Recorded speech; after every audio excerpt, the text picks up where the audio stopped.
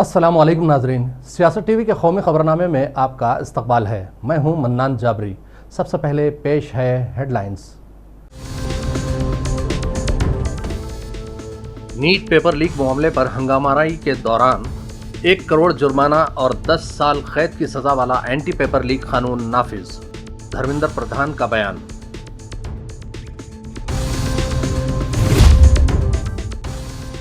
हिंद बांग्लादेश गंगा पानी के मुआहदे पर नजरसानी, बांग्लादेशी शहरियों के इलाज के लिए ई वीज़ा। वज़ीर आज़म बांग्लादेश शेख हसीना और वज़ीर आज़म मोदी ने अहम मुआहदों पर किया इत्तफाक।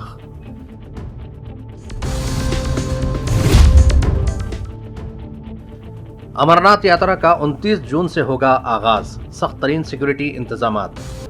यात्रियों की हिफाजत को अव्वलीन तरजीह दी जाएगी, मनोज सिन्हा का बयान। और आसाम में सैलाब की सूरत हाल संगीन, 19 अजला शदीद मुतासिर, हलाकतों की तादाद 37 हो गई। हेडलाइंस के बाद अब बढ़ते हैं खबरों की तफसील की जानिब। नेट यूजी का पर्चे लीक होने और फिर यूजीसी नेट इम्तिहान की मनसूखी को लेकर पूरे मुल्क में जारी हंगामा आराई के दरमियान हुकूमत ने अहम फैसला करते हुए पेपर लीक को रोकने के लिए सख्त कानून नाफिज किया है।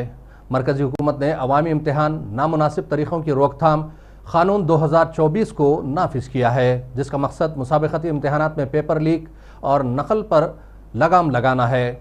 याद रहे कि इस कानून को मरकजी हुकूमत ने इस साल फरवरी में मंजूर किया था।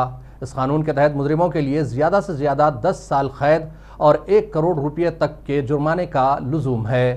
अवामी इम्तिहान कानून को एक ऐसे वक्त में नाफिज किया गया है जब मरकजी वज़ीर तालीम धर्मेंद्र प्रधान से पूछा गया था कि उसे कब नाफिज किया जाएगा, तो वज़ीर तालीम ने कहा था कि वज़ारत इसके हवाले से उसूल व ज़वाबित मुरत्तिब कर रही है। वज़ीर आज़म नरेंद्र मोदी ने आज कहा कि हिंदुस्तान और बांग्लादेश ने गंगा आबी मुआहदे पर नज़रसानी करने पर इत्तफाक किया है और बांग्लादेश से हिंदुस्तान आने वालों को तिब्बी इलाज के लिए ई वीज़ा की सहूलत की फराहमी से भी इत्तफाक कर लिया गया है। तरक्याती कामों में बांग्लादेश को हिंदुस्तान का सबसे बड़ा साझेदार करार देते हुए उन्होंने कहा कि हिंदुस्तान बांग्लादेश के साथ अपने ताल्लुकात को सबसे ज़्यादा तरजीह देता है। वाज़ेह है कि वज़ीर आज़म शेख हसीना और उनके वफद ने दिल्ली के हैदराबाद हाउस में आज बाहमी ताल्लुकात के अहम मुआहदों को क़तई शक्ल दी है। वज़ीर आज़म नरेंद्र मोदी ने बांग्लादेशी वज़ीर आज़म शेख हसीना से मुलाकात के बाद कहा कि आज की मुलाकात खासी अहम रही और ये नतीजा खैज़ भी रही। नरेंद्र मोदी ने कहा कि हमने गुज़िश्ता कई साल में 10 बार मुलाकात की थी, लेकिन अब की बार मुलाकात हिंद बांग्लादेश ताल्लुकात को एक नई जहत देने का बायस बनी। मैं प्रधानमंत्री शेख हसीना जी का और उनके प्रतिनिधिमंडल का हार्दिक स्वागत करता हूं। वैसे तो पिछले लगभग 1 वर्ष में हम 10 बार मिले हैं, लेकिन आज की मुलाकात विशेष है। मैं प्रधानमंत्री शेख हसीना जी का और उनके प्रतिनिधिमंडल का हार्दिक स्वागत करता हूं। वैसे तो पिछले लगभग 1 वर्ष में हम 10 बार मिले हैं, लेकिन आज की मुलाकात विशेष है क्योंकि हमारी सरकार के तीसरे कार्यकाल में प्रधानमंत्री शेख हसीना जी हमारी पहली स्टेट गेस्ट है। फ्रेंड्स, बांग्लादेश हमारी neighbourhood first policy, act east policy, vision Sagar और इंडो पैसिफिक विजन के संगम पर स्थित है। पिछले 1 ही वर्ष में हमने साथ मिलकर लोक कल्याण के अनेक महत्वपूर्ण प्रोजेक्ट्स को पूरा किया है। मरकजी वज़ीर फाइनेंस निर्मला सीतारमन ने बजट 2024-25 को ख़तई शक्ल देने से कबल आज मुल्क की तमाम रियासतों के वज़राए फाइनेंस के साथ एक अहम इजलास मुनक़्क़िद किया। वाज़ेह है कि बजट सेशन का पहला इजलास 24 जुलाई से शुरू होने जा रहा है। 1 साल के अंदर मुल्क में प्याज और आलू की कीमतों समेत ग़िज़ाई अशिया में 65% इजाफा होने पर कांग्रेस लीडर जयराम रमेश ने मरकज की मोदी हुकूमत को तनकीद का निशाना बनाया। महंगाई पर एक अखबार की सुर्खी लगाकर अपने एक्स हैंडल पर शेयर करते हुए उन्होंने लिखा, बाकी जो बचा वो महंगाई मार गई। आलू, प्याज, टमाटर, सब्जियां, दाल हर घर की रसोई की ज़रूरत है, जिनमें महंगाई लगातार नए रिकॉर्ड बना रही है।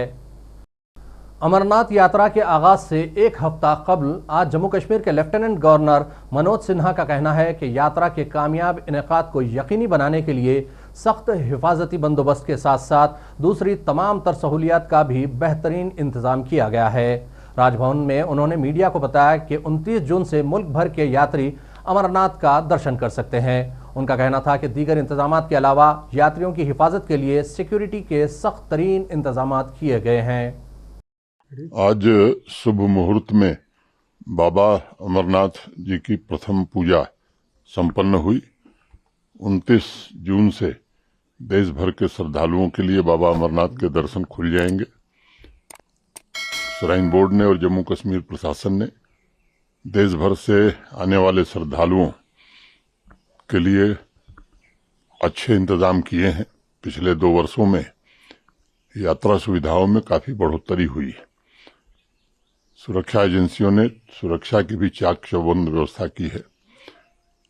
जम्मू कश्मीर की ये पुरातन संस्कृति रही है। जम्मू कश्मीर के सभी धर्मों के लोग इस यात्रा में बढ़ चढ़ करके हिस्सा लेते रहें, सहयोग करते रहें। मैं फिर जम्मू कश्मीर के निवासियों से, विशेष रूप से जिधर से यात्रा गुजरती है, इस क्षेत्र के रहने वाले नागरिकों, वादी के नागरिकों से आग्रह करूंगा कि आपने पुरातन काल से इस यात्रा को अपनी यात्रा मान करके इसमें पूरा सहयोग किया है। देश भर से आने वाले श्रद्धालुओं का ख्याल रखा है। मुझे विश्वास है कि इस साल भी उस परंपरा को लोग कायम रखेंगे और जम्मू कश्मीर की एक अच्छी छवि पूरे देश और दुनिया में बने, इसमें सब लोग सहयोग करेंगे। तो अगर यात्रा रूट की बात करें तो अभी यात्रा रूट ठीक है सर यात्रा के लिए? हाँ, पहले की तुलना में अब यात्रा रूट काफी चौड़ा कर दिया गया है। आप सब लोगों को ध्यान होगा कि पिछले साल उसकी चौड़ाई बढ़ाई गई थी। कुछ स्टेज थे जहां वो नहीं बढ़ सकी थी, बीआरओ ने इस बार उसे भी बढ़ा दिया है। तो मुझे लगता है कि सबसे सुविधापूर्वक यात्रा इस बार यात्री कर सके। आसाम में सैलाब की सूरत हाल बदस्तूर संगीन है। Assam state disaster management authority के बुलेटिन में कहा गया कि ओदलगिरी जिले के खीराबारी रेवेन्यू इलाके में एक शख्स की मौत हो गई, जिससे जारिया साल सैलाब, लैंडस्लाइडिंग और तूफान की वजह से मरने वालों की तादाद 37 हो चुकी है। आसाम में सैलाब से 19 अजला शदीद मुतासिर हैं और सैलाब के बायस 4 लाख अफराद बेघर हो चुके हैं। करीमगंज सैलाब से सबसे ज्यादा मुतासिर जिला करार दिया गया है, जहां 24 लाख अफराद सैलाबी पानी से नबरद आजमा हैं। उधर दिल्ली के कुछ हिस्सों में बारिश ने शदीद गर्मी से कुछ राहत दी है और ज्यादा से ज्यादा दर्जे हरारत 40 डिग्री सेल्सियस रिकॉर्ड किया गया, जो मामूल से 2 डिग्री ज्यादा है, जो कि हालिया दिनों के आजम तरीन दर्जे हरारत से बहुत कम है। इसके साथ ही कम से कम दर्जे हरारत 28 डिग्री सेल्सियस रिकॉर्ड किया गया। महकमे मौसमियात ने हफ्ते के आखिर में दिल्ली में शदीद गर्मी से राहत की पेशगोई करते हुए हफ्ता और इतवार को मतले के जुज़वी तौर पर अबर आलूद रहने का इम्कान जाहिर किया है। मौसम में तब्दीलियाँ मगरिबी डिस्टर्बेंस और खलीज बंगाल से आने वाली निचली सतह की मशरक़ी हवाओं की वजह से नजर आ रही है और दिल्ली में गर्मी की लहर के हालात खत्म हो चुके हैं, मगर खदशा जाहिर किया जा रहा है कि वीकेंड के बाद गर्मी की लहर एक बार फिर आवाम को परेशान कर सकती है। और आखिर में फिर एक मरतबा नजर डालते हैं हेडलाइंस पर। नीट पेपर लीक मामले पर हंगामाराई के दौरान 1 करोड़ जुर्माना और 10 साल कैद की सजा वाला एंटी पेपर लीक कानून नाफिज, धर्मेंद्र प्रधान का बयान।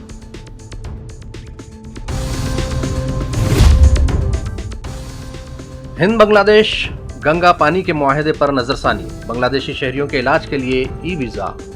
वज़ीर आज़म बांग्लादेश शेख हसीना और वज़ीर आज़म मोदी ने अहम मुआहदों पर किया इत्तफाक।